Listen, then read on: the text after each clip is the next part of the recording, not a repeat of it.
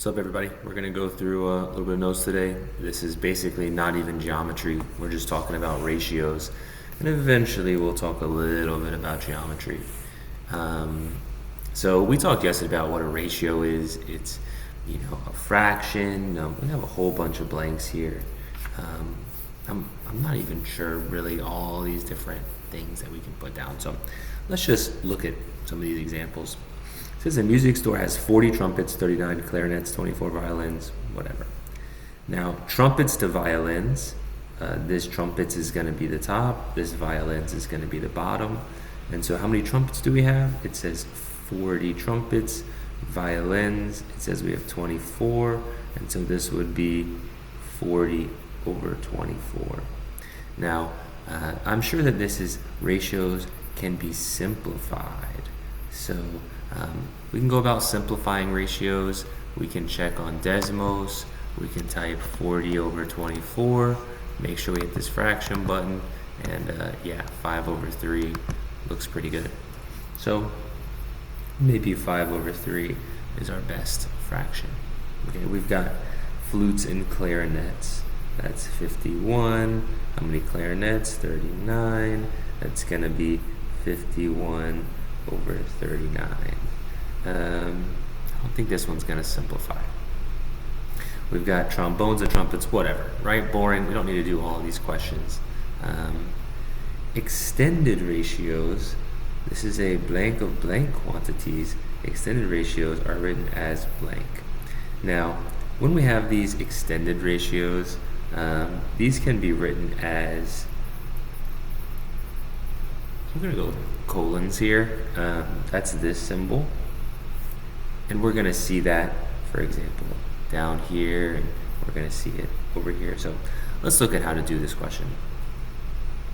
It says, the ratio of two complementary angles is 3 to 7. Find the measure of both angles. Basically, that means, we have a small one and we have a big one. And the big one is representing 7. The small one is representing 3. We need the small one to be, more than half. Right? How do we set this up? There's a couple different ways to do this using ratios and angles. So first of all, we need to think about this complementary angles. This is a word that we've used before. Complementary angles means that they add up to make 90. And if they add up to make 90, then we're certainly going to need to use that number 90 here.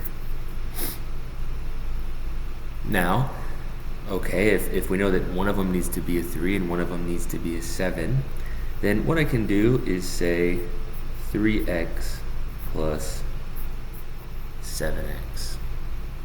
And the way that I've done this, I know that whatever x, I don't really know what x is going to be yet, but this is going to be one of my angles and this is going to be one of my angles. This is the small and this is the big.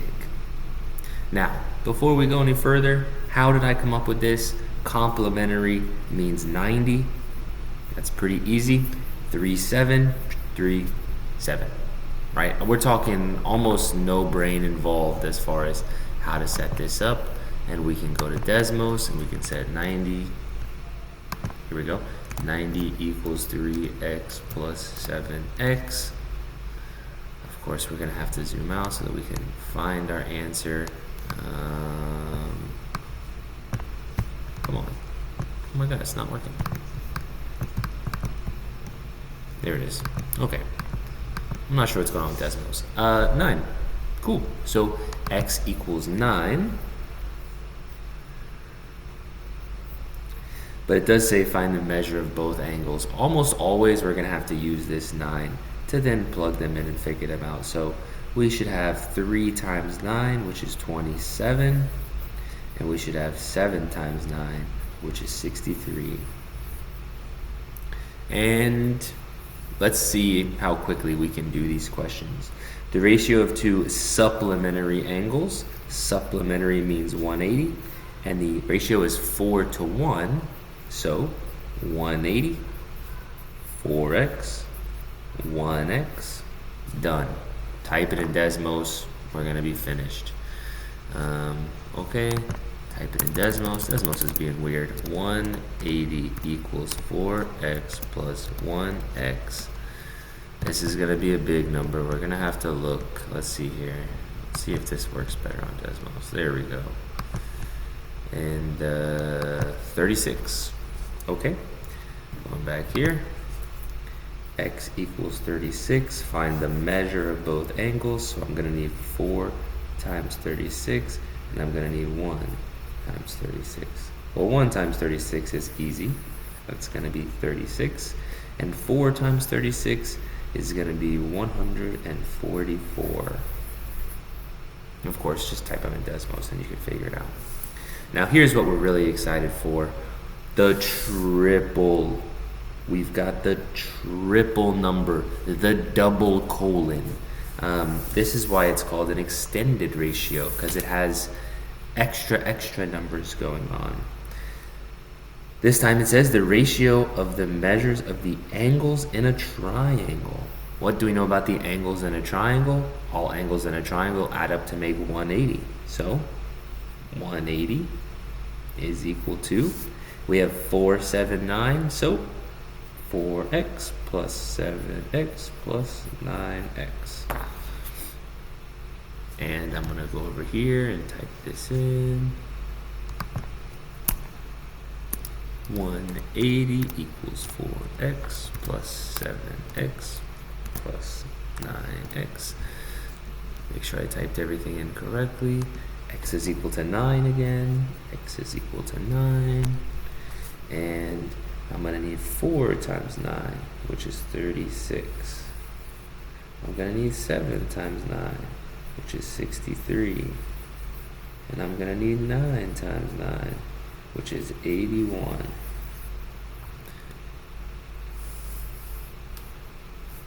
The ratio of the measures of an angle in a triangle, we know that that's 180.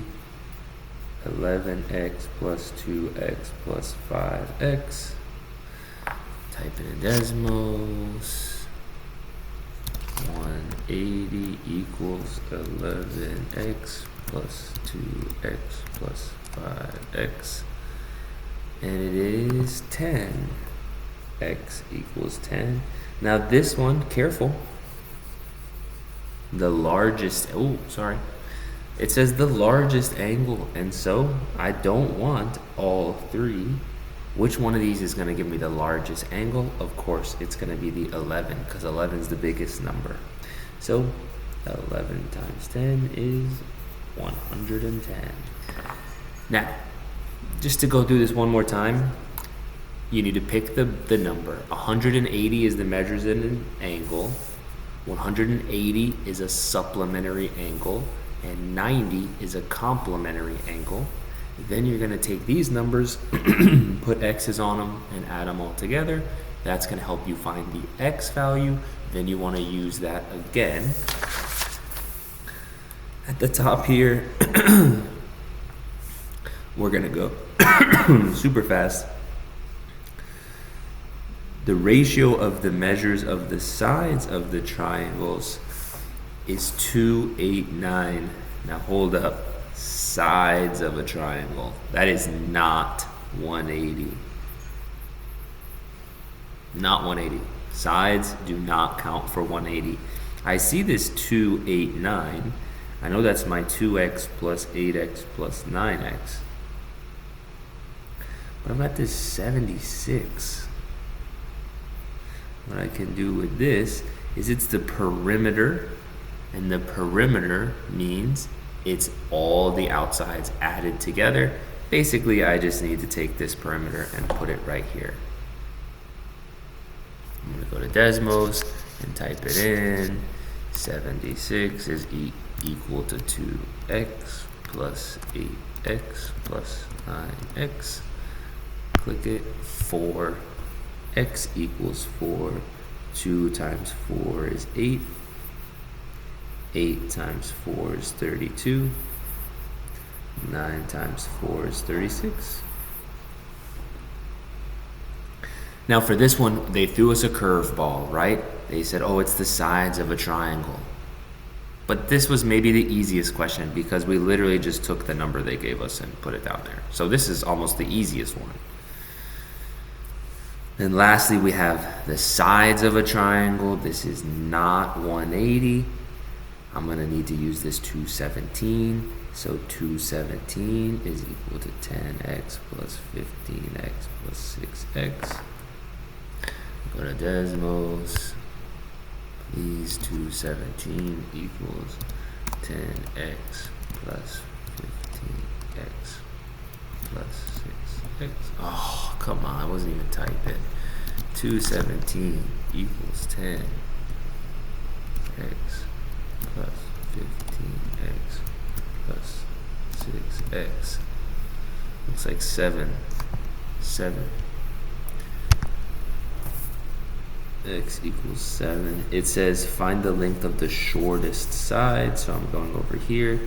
6, 7 is 42. Okay. Now, what is a proportion?